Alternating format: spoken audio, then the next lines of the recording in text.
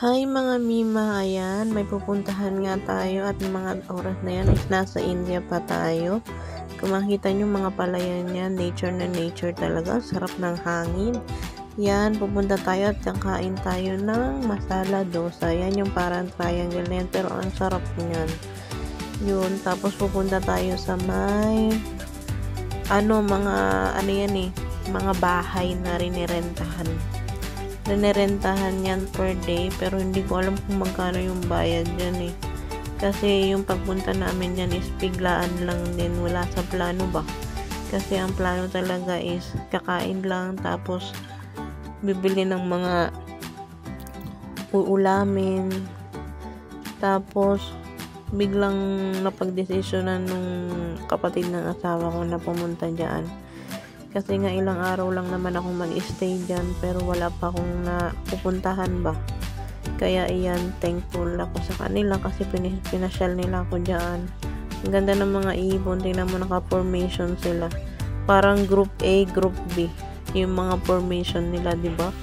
Ang gandang pangmasdan ba? Yan pala is pamangkin ng asawa ko, nagbabakasyon lang din sila kasi galing sila ng UK ng tatay niya. Yung mga kapatid niya hindi niya sinama. So, bali tatlo silang magkakapatid na lalaki. Tapos yan, sumakay na nga kami dun sa inupahan nila na bangka. Putik na yan. Takot na takot pa ako dyan. Kasi hindi ako marunong lumangoy. Hindi ko alam kung paano pag tumaob yan. Hindi ko alam kung paano ako masasagip dyan. Pero meron namang life vest dyan. Kaya lang pag life vest ganun din, kinakabahan ako, day! Pero yan na nga, wala na tayong magagawa at nandyan na tayo. At tapos na rin. Pero yan, ang ganda. Pero malinis din naman siya. Pero yung kulay niya lang is parang hindi ba malinaw. Pero malinis siya, hindi rin siya yung ganun na maamoy. Okay naman siya. Ayun, meron niyang isang simbahan doon. Kung makikita nyo, malapit siya sa may daanan niya ng mga sasakyan. Yun ba? Yan yung mga bahay na bangka na may isang kwarto, meron ding may 2 kwarto, meron ding may 3 kwarto. Syempre, kasama na rin doon yung kusina para makapagluto at makapag-prepare ng pagkain. Pwede rin party-party, ganun. Kumbaga, kung may mga isi-celebrate kayong okasyon, pwede nyo rin gawin doon habang nagsa-sightseeing kayo ng parang buhay ba ng India. Kasi sa mga nanonood ng mga movie, katulad ng mga Malayalam movie, Tamil Nadu movie, yung mga ibang movie ba, yung ibon di mapakali, ikot sa namin, sa may harap namin, pero mag-isa lang siya. Ayan pero alam mo yun, yung parang ibon malayang lumipad kung saan man mapunta. Sana all ganun, pati ang tao may kalayaan din naman talaga ang tao, di ba? Kaya lang nakadepende pa din. Nakadepende pa rin sa tao kung paano nila gagamitin yung kalayaan nila. Na yung walang ibang nagkokontrol ba sa buhay nila, ganun. Kasi diba, tingnan nyo, halimbawa, yung mga nakakulong. So, syempre, kontrolado ng mga nagbabantay yung buhay nila kasi nasa loob sila ng kulungan. Diba? Yun lang naman, nabanggit ko lang, na-share ko lang naman. Hindi ko alam kung bakit tayo napunta doon, Charing. Nag-usapan lang naman natin to. Ayan, kung makikita nyo, kumbaga maalon siyang yan. Maalon talaga. Kinakabahan na ako ng mga ng mga time na yan eh. Kasi baka tumaob eh. Hindi ko alam kung Pero siguro, lulutang naman ako at mataba ako. Charis. Pag meron kasi kaming kasalubong or yung nasa unahan namin na medyo malaki sa bangka namin is, ayan, umaalon talaga siya. Ayan, nakita nyo na nga yung aming photo ng aking katipan, Charis. Ayan yung pamilya pala ng ng asawa ko. Yan yung pamangkin niya. Yan yung kapatid niya. At nasa Lulu Mall na nga tayo. Oh my God, hindi ko akalain. may lulumol pala sa gitna ng tubig. Charis, yan yung tinatawag nila na lulumol. Kumbaga makakabili kayo dyan kung anik-anik. Yan, mga pinapaupahan din nila yan. Pwede nyong rentahan. Umalis na nga tayo doon at nakabili yung pamangkin ng asawa ko ng palobo. Palobo na naitapon din ng asawa ko.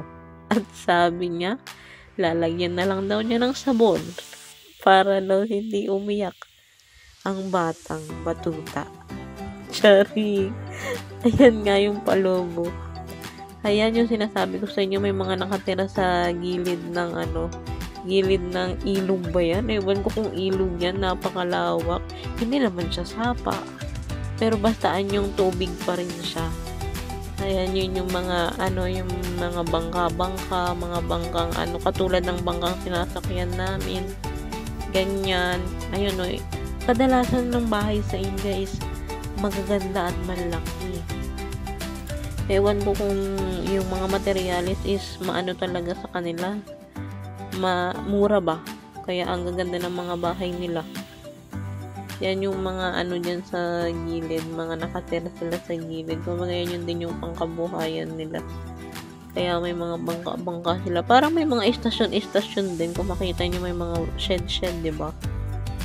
Ayan ayun, kung makita nyo bangka na yun, parang malaki siya. Ayun, sinasabi naman nun, yung simbahan na yun is sinasabi nung parang bangkero namin is dyan madalas mag-shooting yung mga Malayalam movie. Sinasabi niya dyan daw laging nag-shooting. Kaya sabi niya itong lugar na to is maganda to kasi lagi itong nasa movie. Siguro napanood na namin sa isang movie kasi madalas kaming manood ng movie na Malayalam eh. So nakikita rin talaga namin ganyan. Ganda, 'di ba? Ang ng mga puno. Yan yung simbahan. Yan meron ngang bahay sa gitna. Pagkatapos nung na yun, ito nirentahan na bangka na yun is merong bahay sa gitna. Pinakita yan ng asawa ko. Sabi niya, tingnan mo, merong bahay sa gitna. Paano kaya namumuhay yun sa gitna, no? Iniisip ko, paano sila nabubuhay? Di may sarili din silang bangka. Kasi nasa gitna sila ng dagat. What I mean, nasa gitna sila ng tubig. Diba? Paano na lang pag may mag-high tide or tumaas pa talaga lalo yung tubig? So, masasakop sila.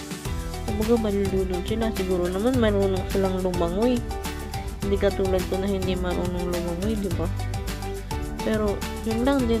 Meron din talagang yung paglangoy. Ayan, meron ngang may speedboat. Sabi niya, sige, lang, rentahan nyo na to. Mura lang, sabi nung lalaki. Sabi niya, mura lang. Kaya yan. Pero sabi nila hindi kasi uuwi na nga kami at may pupuntahan pa kami. Kung makikita nyo yung mga gilid-gilid din, merong mga hagdan-hagdan kasi yung mga nakatira dyan sa gilid is dyan na rin naghuhugas, dyan na rin naglalaba. Ganyan, kumbaga yan na rin yung kuhanan nila ng mga tubig pero hindi nang inumin syempre. Kumbaga dyan sila naglalaba. At yun na ang quick tour sa Palaturuti houseboating. Sana nag-enjoy kayo. Maraming salamat.